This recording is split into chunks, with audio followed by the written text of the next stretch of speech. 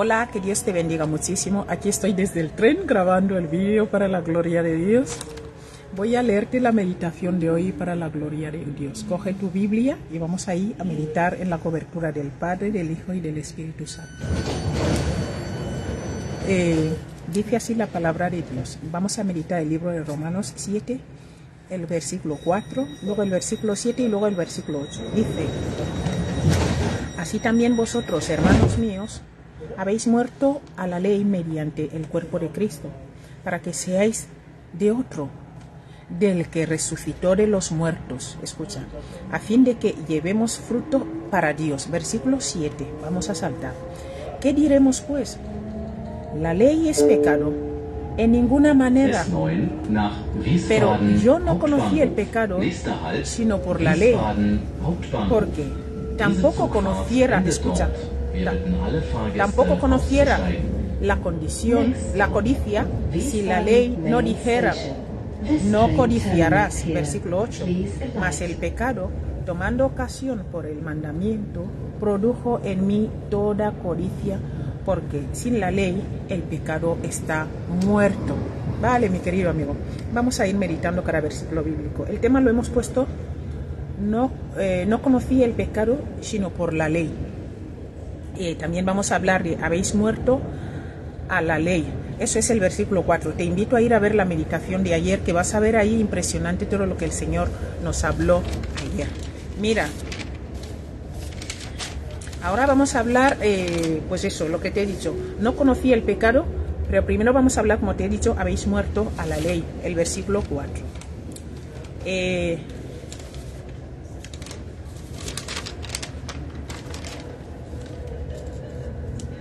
Sí, el versículo 4.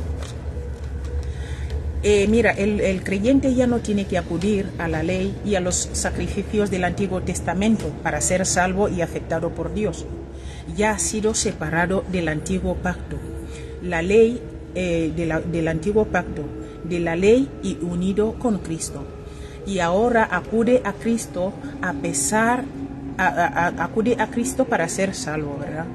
Debe creer en Jesucristo y recibir su Espíritu y su gracia a fin de recibir perdón y la redención para poder dar fruto a Dios. Mira lo que nos escribió aquí en Gálatas 3, 23 a 25. Dice así: pero antes que viniese la fe, estábamos confinados bajo la ley, encerrados. Se acaba de despedir. Encerrados para aquella fe que iba a ser revelada. Versículo 24. De manera que la ley ha sido nuestro ayo para llevarnos a Cristo, a fin de que fuésemos justificados por la fe. Versículo 25. Pero venida la fe, ya no estamos bajo el ayo. Ahora vamos a saltar al capítulo 4, versículo 4. Dice: pero cuando vino el cumplimiento del tiempo, Dios envió a su Hijo, nacido de mujer y nacido bajo la ley. Versículo 5. Para que redimiese a los que estaban bajo la ley, a fin de que recibiésemos, escucha, la adopción de hijos. Vamos a leer primera de Juan 5:13. Dice: estas cosas os he escrito a vosotros que creéis en el nombre del Hijo de Dios, para que sepáis que tenéis vida eterna, y para que creáis en el nombre del Hijo de Dios. Romanos nos escribió. Te invito al capítulo 6, vete a ver la meditación que hemos estado haciendo en el libro de Romanos 6. Te voy a leer Romanos 8, 3 a 4. Dice: porque lo que era imposible para la ley, por cuanto era débil por la carne, Dios, enviando a su Hijo en semejanza de carne, y a causa del pecado, condenó el pecado en la carne. Versículo 4.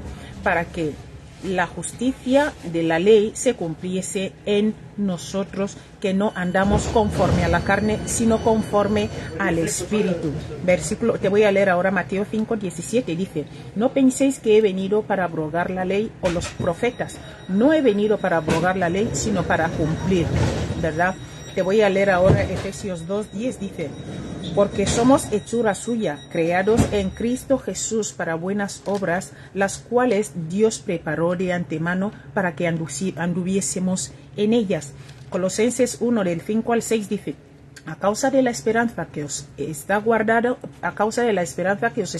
en los cielos, de la cual ya habéis oído por la palabra verdadera del Evangelio que ha llegado hasta vosotros, así como a todo el mundo, y lleva fruto y crece también en vosotros desde el día que oísteis y conocisteis la gracia de Dios en verdad. Vamos a pasar a la parte 2. Vamos a resumir el capítulo 7. Mira, luego, si Dios mediante, vamos a ir meditando versículo por versículo. Y en este dice: no conocí el pecado sino por la ley. Mi querido amigo, hay dos puntos de vista respecto a este estado, al estado espiritual de la persona descrita en esta sección. Mira, hay quienes mantienen que Pablo aquí se identifica, mi querido amigo, con el creyente en quien se libra constantemente una batalla espiritual entre la ley de Dios que obra en su mente y la ley del pecado que obra en los miembros de su cuerpo por conducto de la naturaleza pecaminosa. Mira, esto lo vas a ver en el del versículo 21 al 25. El punto de vista que sostiene los comentaristas en estas notas de estudio es que esta sesión describe la experiencia previa a la conversión de Pablo o a cualquier otra, o la de cualquier otro que trata de agradar a Dios sin depender de su gracia, misericordia y fortaleza. Romanos 8:5 dice: porque los que son de la carne piensan en cosas de la carne, mi querido amigo, pero los que son de Dios, los que son del Espíritu, en las cosas del Espíritu. Vamos a volver al capítulo 5, versículo 21, dice: para que así como el pecado reinó para muerte, así también la gracia reine por la justicia para vida eterna mediante Jesucristo, Señor nuestro. Mira, en los versículos 5 del 7 al 12, Pablo describe el estado de inocencia hasta que las personas tienen uso de razón. Están vivas, el versículo 9, es decir, sin culpa ni responsabilidad espiritual, hasta que voluntariamente pecan contra la ley de Dios escrita externamente o en el corazón. El punto 2, los versículos capítulo 7, versículo 7, versículo 9 y versículo 12, eso es lo que te he estado leyendo ahora, lo que describe ahí Pablo. Voy a leerte Romanos 2, versículo del 14 al 15, dice: porque cuando los gentiles que no tienen la ley hacen por naturaleza lo que es de la ley, estos, aunque no tengan ley, son ley para sí mismos. Versículo 15, mostrando la obra de la ley escrita en sus corazones, dando testimonio su conciencia y acusándoles o defendiéndoles sus razonamientos. O sea que la ley está escrita en nosotros. En la parte 2 aquí, en los versículos 13 a 20, Pablo describe un estado de esclavitud al pecado, porque la ley, cuando se llega a conocer, trae el pecado inconsciente a la conciencia y convierte a las personas en verdaderos transgresores. O sea, tú ya te das cuenta de las cosas. El pecado llega a ser su amo, aun cuando traten de resistirlo.